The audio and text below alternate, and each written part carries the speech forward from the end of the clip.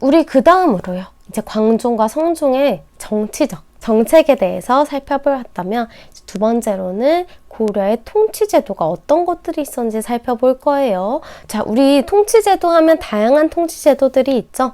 중앙통치제도도 있고 지방행정제도도 있고 뭐 군사제도, 뭐 교육제도 다양합니다. 이런 것들을 지금부터 살펴볼게요. 자, 가장 먼저 살펴볼 것은요. 바로 중앙통치제도입니다.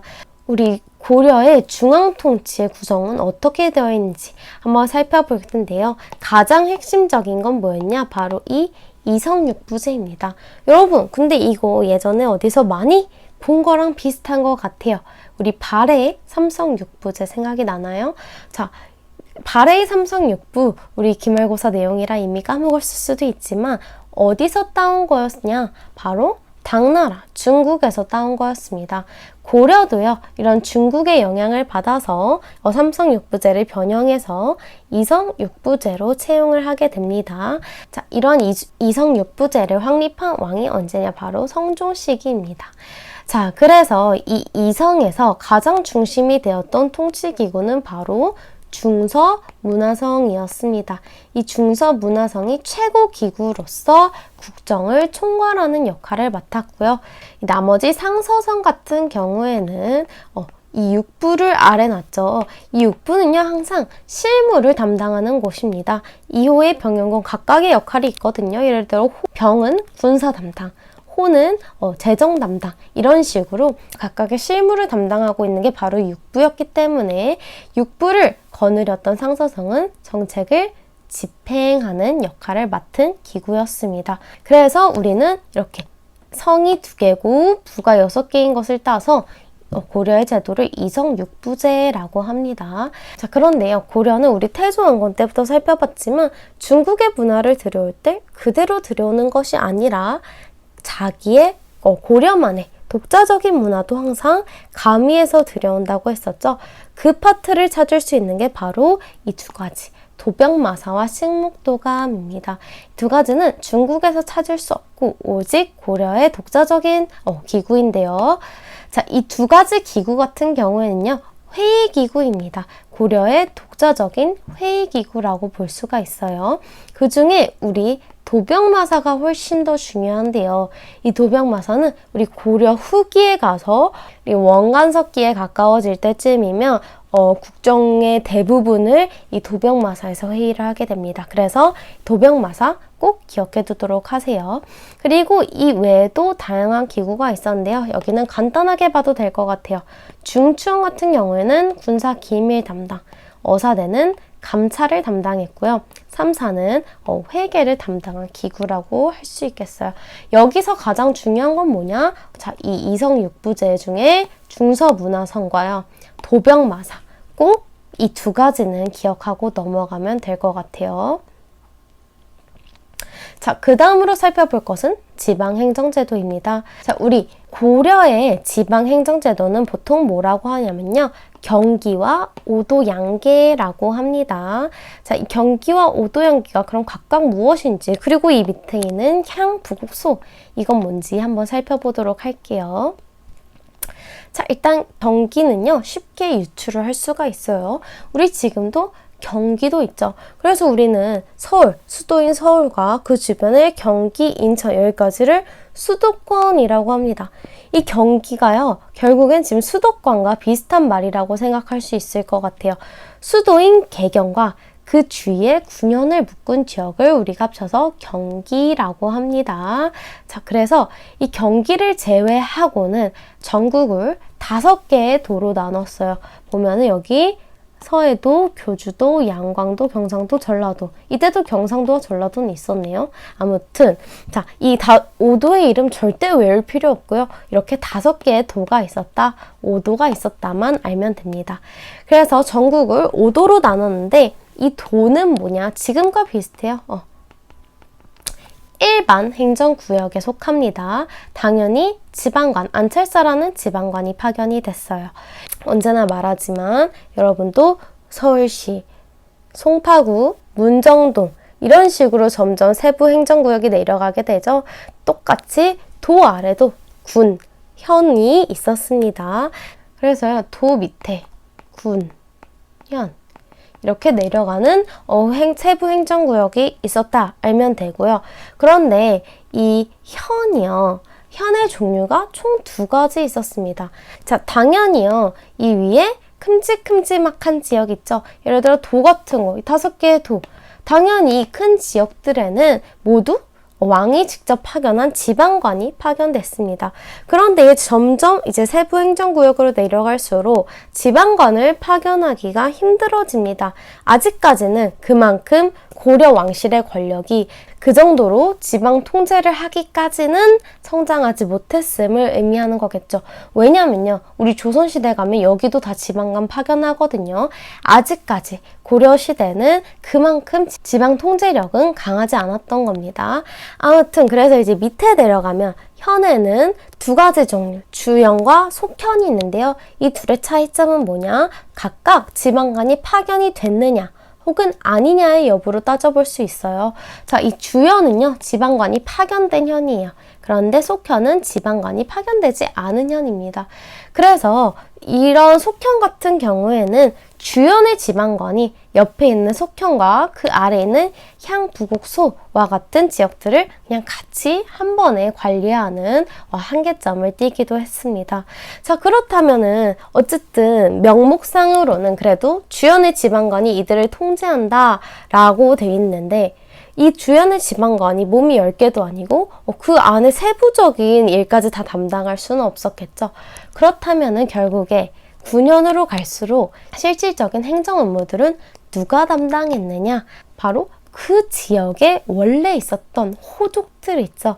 이미 그들이 지방에서 계속해서 그 지방의 일들을 담당해 왔고 거기서 권력도 꽤 있습니다. 자, 이런 호족들이요. 이제는 향리가 되어서 이러한 9년 지방의 실질적인 행정 업무, 조세나 공물 징수하는 것들 있죠.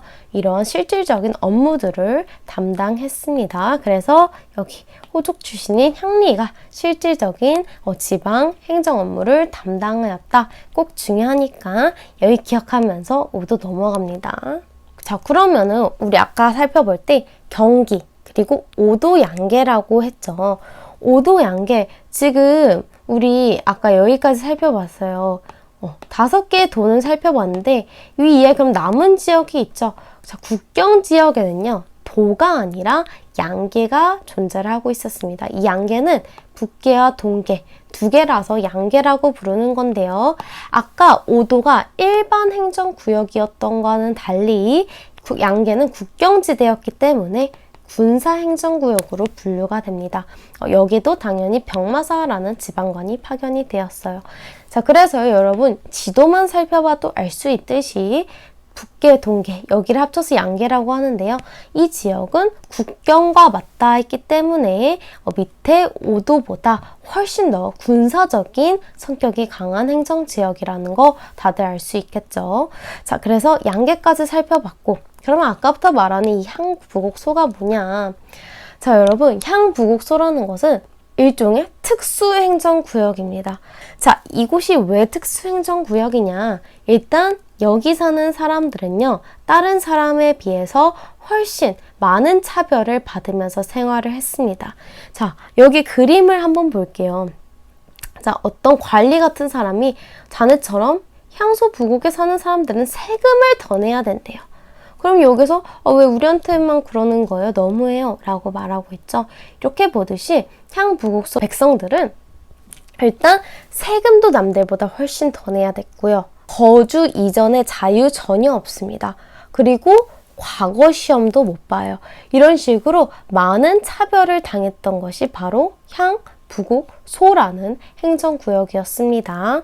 자, 그래서 이런 향부곡소 같은 경우 왜 이렇게 차별을 받았느냐? 그 연유는 확실하게 기록된 건 없으나 아마 추정하기로 뭐 정복전쟁에서 패했던 사람들이라던가 반란을 일으켰던 죄인들의 유배지였다던가 뭐 수많은 이유들이 추정되고 있지만 아무튼 그래서 이렇게 향부곡소 사람들은 신분은 양민이었으나 거의 천민과 같은 취급을 받았다 라고 볼 수 있겠어요. 그래서 이렇게 특수행정구역으로서 차별을 많이 받았던 행정구역이라고 생각을 하면 되겠습니다.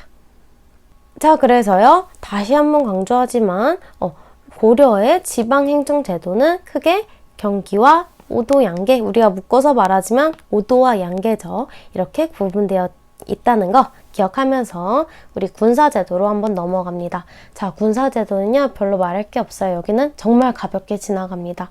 자, 그래서 여러분 선생님 군사제도는 넣어두긴 했지만 크게 강조는 안 하려고 해요. 그래서 그냥 다들 그냥 한 번씩 읽고 넘어갑니다. 그 다음으로 볼 부분은 교육과 관리 등용 제도와 관련된 부분입니다. 자, 우리 아까 봤죠? 우리 이제 고려는 불교를 중시한 나라기도 하지만 정치 이념으로서는 점점 유교를 내세우고 있어요. 그렇기 때문에 교육제도에 있어서도 유학교육을 매우 중요시하였습니다.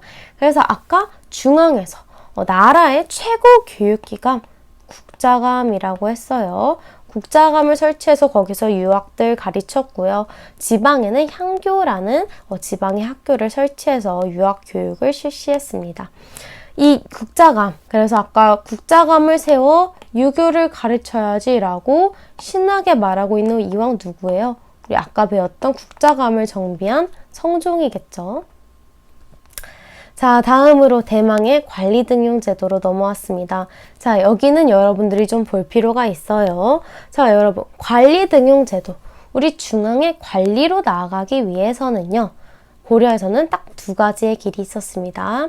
하나는 과거제, 하나는 음서라는 제도인데요. 자, 우리 과거제는 일단 알 것 같아요. 과거제는 우리 아까 광종이 실시했던 제도잖아요. 우리 조선시대도 과거 시험 하면 여러분 또 떠오르는 이미지 딱 있잖아요. 그겁니다. 자, 그래서 과거제, 우리 고려 때 실시했던 과거제는 어땠나 한번 살펴볼게요.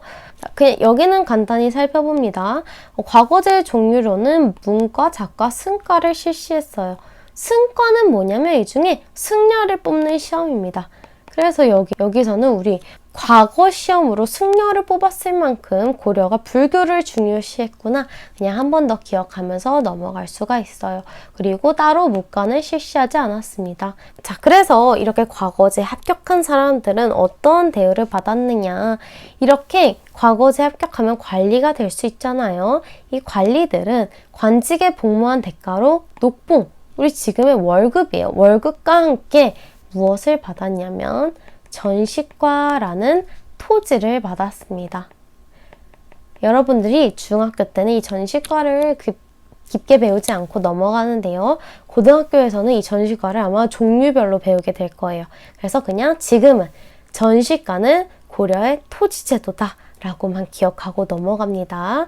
자, 그 다음에 지방향리도 개인의 능력에 따라서 과거를 통해 중앙 관리로 진출하여 귀족이 될 수 있었다라고 되어 있네요. 우리는 지금 방금 이 문장에서 어떤 점을 알 수 있냐? 이 지방향리, 선생님 아까 말했죠? 대부분 호족 출신이 많았고 그만큼 조선향리와는 비교도 안 될 정도로 막강한 권력을 지니고 있었습니다. 그렇기 때문에 이들에게는 능력만 있다면 과거를 통해서 중앙 관리로 진출할 수 있는 기회까지 주어졌다는 거 기억하면 되겠고요. 자, 그렇다면 이 과거제도 자체가 어떤 성격을 지녀요? 방금 살펴봤듯이 지금 우리의 현대 시험제도와 비슷하죠. 능력만 있다면 그 능력 있는 인재를 뽑아 쓰겠다라는 전제가 깔려있죠. 그래서 지금 누누이 말하고 있듯이 고려사회는 기존의 신라사회보다 훨씬 더 개방적인 사회로 가고 있다는 것을 알 수가 있습니다. 계속 강조하고 있죠. 이 과거제는 능력 중심이다. 그래서 신라보다 더 고려가 개방적인 사회임을 보여준다. 다시 한번 정리하고 넘어갑니다. 자, 그렇다면 마지막이에요. 자, 관리로 등용되는 방법은 과거제도와 음서 두 가지 방법이 있다고 했어요. 과거제도는 알겠어요. 음서는 뭔지 한번 살펴봅시다. 자, 음서요. 중요합니다. 음서는 뭐냐면 공신, 왕족, 5품 이상의 고위 관리들이 그들의 자손을 시험 없이 관리에 등용시켜 줄 수 있는 제도예요.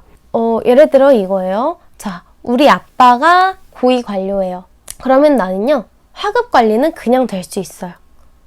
일종의 낙하산처럼 그냥 시켜줄 수 있어요. 근데 낙하산이 제도로 지금 보장되어 있는 거죠.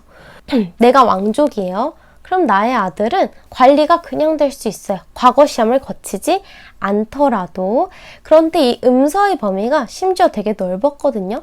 아들뿐만 아니라 조카, 사위까지 아주 넓은 범위로 가능했습니다. 자, 그렇다면 여러분, 이 음서제도 귀족들 혹은 공신들, 고위 관료들 아주 적극적으로 활용했단 말이죠. 이렇게 음서를 받은 사람들은 남들보다 훨씬 일찍 관직에 진출을 하게 됩니다. 자, 그러면 결국에는 남들보다 훨씬 빨리 승진을 하게 되죠. 이 음서를 활용한 결과는 뭐냐면요. 우리 고위 관리들이 계속해서 관료의 지위를 세습하게 된다는 점입니다. 그래서 고위 관리의 아들은 다시 고위 관리예요. 그리고 그의 아들은 또 고위 관리예요. 그리고 아들뿐만 아니라 사위도 고위 관료예요. 이런 식으로 고위 관리들은 대대에 걸쳐서 그들의 지위를 계속해서 세습하는 결과를 낳게 됐다는 점입니다. 그래서 이 음서가 보여주는 고려 사회의 특징은 뭐냐면요. 귀족적 특성입니다. 그래서요, 여러분, 이 고려 사회는 어떻게 되면 모순된다고 볼 수도 있는 이 두 가지 성격을 지닙니다. 아까 우리 과거 시험 같은 경우에는 고려가 신라보다 훨씬 더 대방적 사회라는 것을 보여준 반면 음서 제도 같은 경우에는 신라의 골품제와 비교했을 때 신분이 아닐 뿐이지 계속해서 고위 관료가 고위 관료로 세습하는, 그들의 귀족은 계속해서 귀족으로 세습하는 모습을 보여주고 있단 말이죠. 그래서 고려 사회는 이 두 가지 개방적이자 귀족적 특징이 같이 공존하는 사회라는 거 꼭 기억하면서 넘어갔으면 좋겠습니다. 자, 그래서 아까 방금 설명한 음서제도예요. 자, 오품 관리가 있어요. 고위 관료죠. 근데 그들의 아들뿐만 아니라 사위, 또 그리고 조카까지 다 같이 일종의 지금의 낙하산처럼 이 지위를 한 번에 얻고 있어요. 이들은 빨리 관료에 임용된 만큼 빠르게 승진을 해요. 그래서 빠르게 고위직에 도달을 하게 됩니다. 자, 그래서 우리 아까 첫 번째 페이지에서 배운 말이 있어요. 바로 이 문벌귀족이라는 단어를 고려사회에서는 꼭 기억해야 됩니다.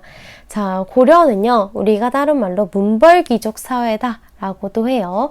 이들이 바로 어쨌든 고려의 새로운 지배층인데요. 고려 전기에 여러 세대에 걸쳐서 고위관리를 배출한 가문이다 라고 돼 있어요. 이들은요, 어떻게 자기의 지위를 유지를 했느냐?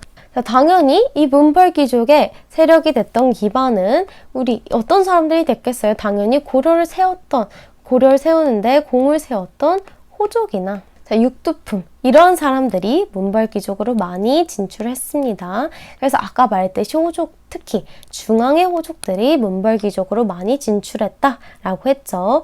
이 사람들은 자신의 지위를 계속해서 세습하고 유지하기 위해서 결혼도 왕실이나 이름 있는 귀족들끼리 합니다.